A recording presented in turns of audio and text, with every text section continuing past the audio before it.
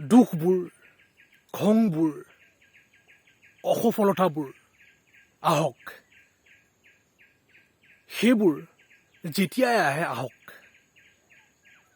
সেইবোৰ ঋণাত্মক, সেইবোৰ ধ্বংসাত্মক হয় বুলি ভাবি সেইবোৰক জোৰ কৰি আঁতৰাই ৰাখিবলৈ চেষ্টা কৰিলে নহ'ব। তেনে কৰিব নোৱাৰিও।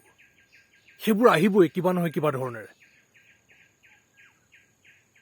সেইবোৰ লাগিলে ঋণাত্মক হওক, ধ্বংসাত্মক হওক, যিয়ে নহওক, আহিছে যদি আহক। আৰু যেতিয়াই সেইবোৰ আহে, আমি সেইবোৰৰ নিৰীক্ষক হওঁ আহক। সেইবোৰ চালি জাৰি চাওঁ আহক।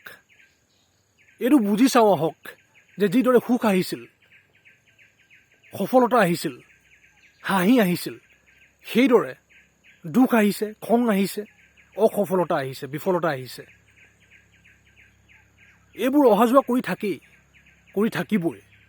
যেতিয়ালৈকে শৰীৰ আছে, মন আছে, মানৱ জীৱন আছে, সেইবোৰৰ অহা যোৱা চলিয়ে থাকিব। সেইবোৰৰ এবিধকো জোৰ কৰি ৰখাব নোৱাৰি। কিছু ক্ষণৰ বাবে ৰখাব পাৰি হয় জোৰ কৰি, কিন্তু তেনে কৰি আমি আৰু তীব্ৰতাৰে সেইবোৰক আহিবলৈ প্ৰেৰিত কৰাহে হ'ব। তাতকৈ যেতিয়াই আহিছে আহক, সেইবোৰৰ গোলাম হৈ যাব নালাগে। সেইবোৰৰ নিৰীক্ষক হৈ চালি জাৰি সেইবোৰক চাই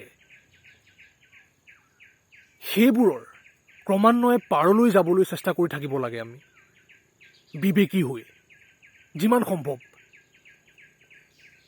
পাৰলৈ যোৱা মানে বিভিন্ন শাৰীৰিক মনোবৈজ্ঞানিক প্ৰভাৱৰ সম্পৰ্কৰ ধৰণৰ সজাগ সাক্ষী হৈ সেইসমূহৰ পাৰত ৰোৱা আৰু চোৱা। তেনে এক স্তৰত থাকি আমি শাৰীৰিক মনোবৈজ্ঞানিক আটাইবোৰ চঞ্চলতাৰ সজাগ সাক্ষী হৈ সেইসমূহৰ কাৰাগাৰৰ পৰা এক সুস্থ দূৰত্বত থাকিব পাৰিম। এই বিষয়ে আমি আগতেও কথা নপতা নহয়, কিন্তু পুনৰ পাতিব লগা হৈছে, কাৰণ আমি মানুহ হিচাপে বিভিন্ন ধৰণেৰে পাহৰি থাকোঁ আৰু বিভিন্ন ধৰণেৰে সেই ফাণ্ডৰ ফালে গৈয়ে থাকোঁ, সেইবোৰত বন্দী হৈয়ে থাকোঁ বিবেকহীন হৈ। যিমান সম্ভৱ বিবেকী হ'ব লাগিব মানৱীয় অপূৰ্ণতাৰ জৰিয়তেই, যাতে শাৰীৰিক মনোবৈজ্ঞানিক বিভিন্ন প্ৰভাৱৰ পাৰৰ সাক্ষী হ'ব পাৰোঁ আৰু সেই সাক্ষীত্বত স্থিত হৈ সজাগ নিৰীক্ষক হৈ থাকিব পাৰোঁ